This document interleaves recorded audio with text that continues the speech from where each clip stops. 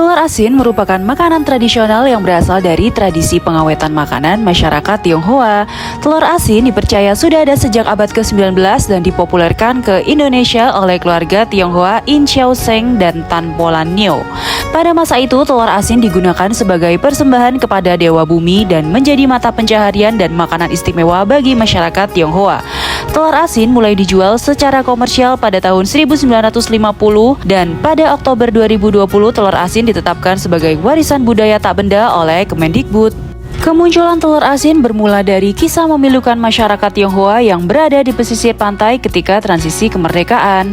Setelah masa revolusi berlangsung sekitar tahun 1945 sampai 1949, banyak terjadi dekolonisasi yang membuat konflik minoritas masyarakat Tionghoa semakin memanas.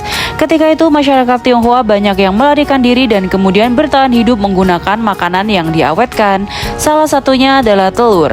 Proses pengawetan makanan mengandung filosofi teknologi pangan, gotong royong, serta pengetahuan tradisi dalam masyarakat Tionghoa.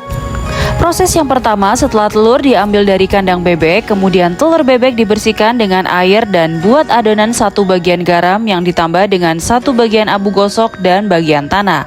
Aduk hingga rata dan tambahkan air secukupnya. Kemudian masukkan telur dalam adonan tadi sampai tertutup rata. Usahakan adonan tetap lembab agar garam masuk ke dalam pori-pori telur. Jika dibiarkan 8 hari, telur sudah terasa asin, tetapi kuning telurnya belum berminyak. Telur akan sempurna asinnya jika dibiarkan selama 12-15 hari. Bagian kuningnya akan tampak berminyak setelah direbus. Dan bersihkan telur yang setelah diasinkan, kemudian dimasak dengan presto, di oven, atau di oven dengan minyak, serta diasap. Telur asin asap merupakan ciri khas dari telur asin yang ada di telur asin Tigan. Karena saya belum pernah menjumpai telur asin asap di kota-kota lain. Kenalkan, nama saya Pak Nur Hidayat. Saya sebagai pengrajin telur asin dari sentra Kampung Bebek. Kampung Bebek ini berdiri sejak tahun 1992. Dan saya sendiri itu memulai menggeluti ini tahun 1997. Yang menjadi keunggulan dari produk di Kampung Bebek ini adalah olahan dari telur asin yang beda dari daerah lain. Dari keunggulan ini, salah satunya adalah kualitas telur bebek dari Kampung Bebek ini. Kita mempunyai kelebihan dari sumber daya alam kita yang dekat dengan laut, yaitu kupang fresh.